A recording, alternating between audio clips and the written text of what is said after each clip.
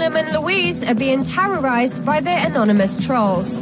But is it that simple? Nice to meet you. Nice to meet you. I'm meeting tech entrepreneur Milo Yiannopoulos, a vocal advocate for freedom of speech online.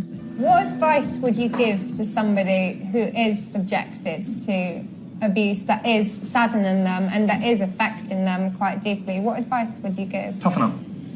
Toughen up. The majority of what's called abuse, harassment and trolling is ridicule. Sometimes it's strong ridicule. It's criticism. Sometimes it's strong criticism. But that's what the internet's for. And, you know, we're going to miss out on some really important, essential conversations if we don't allow people to communicate in the way that they want to.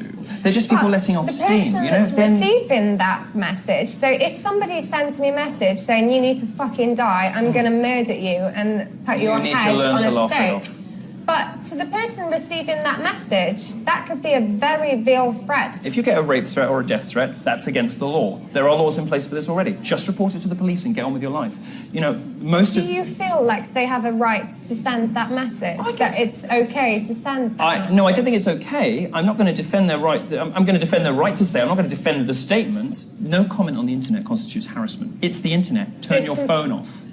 But it's not turn as the easy computer as off. that these days. Yeah, That's it is. the thing. Yeah, it It's is. not. They've all got power buttons. You just turn them off. Social media is so ingrained with us in society these days. The fact that everybody is on social media these days. Because we're egotists. If you don't want to get these comments, stop tweeting every 5 minutes. You know, look, people get the comments they deserve, by and large. This is a public publishing platform. Take responsibility for what you do on the internet, people, for God's sake. And what if you're just using it as an effective tool to communicate with your friends and your family and your close to your circle? Why do you need to do this stuff publicly on the internet at all? I mean, look, it's an optional part of society. If you choose to use it, you have to understand that you are publishing to the entire planet stuff about your personal life. That comes with consequences. Milo makes a strong argument, but I absolutely don't agree with him. For some people, the words and thoughts exchanged online can have some very real consequences. I just can't understand how anybody can think it's okay to send horrible comments to people online. One thing that really stood out to me was that he said it's just the internet, it's not real, they can't hurt you.